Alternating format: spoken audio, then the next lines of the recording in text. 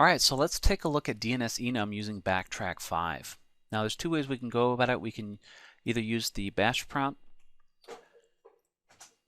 our shell here, to get there, or we can use the menu option, which with Backtrack 5, if you haven't checked it out already, there's lots of different new tools that we can check out. We're going to check out a few of these. One is going to be the Backtrack Information Gathering, Network Analysis, DNS Analysis, and it's going to be the Dnsenum, which we talked about. So let's take a look at that.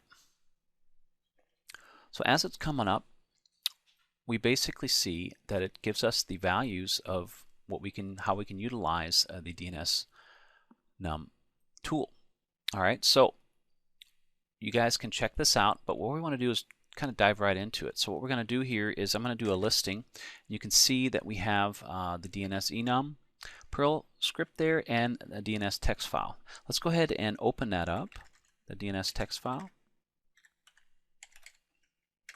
And you get to see here we basically have our information in regards to what's within the DNS text file. Now here we're looking at all the many words that it will be searched for when the tool is performing a DNS zone transfer. So if that zone transfer exists, it will find it, unless the zone transfer is turned off and so forth. And when I'm performing this in the real world, however, you want to add to the list depending on whom I'm attacking. So if we wanted to pen test, for instance, mile2, we would want to add mile2 into the list. All right.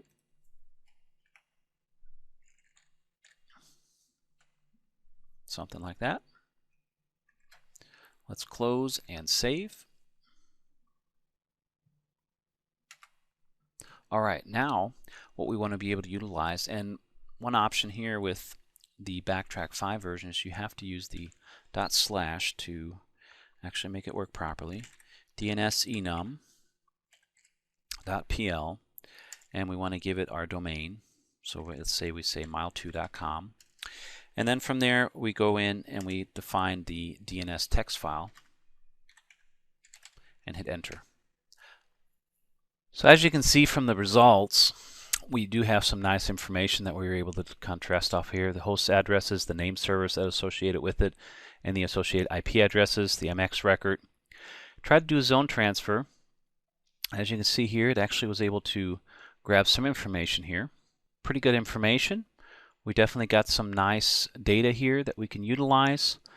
We can see we have OWA in here. We have what's called VPS, web disk, webmail.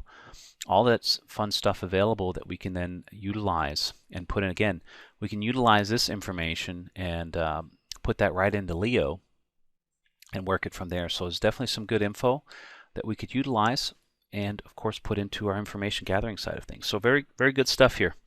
All right, now that was Dnsenum. As you saw, very simple to use. Of course, you can specify it a little bit more in detail with the different switches and so forth, but in general, this is how you want it to work. Let's take a look at another DNS tool that we can utilize within Backtrack as well.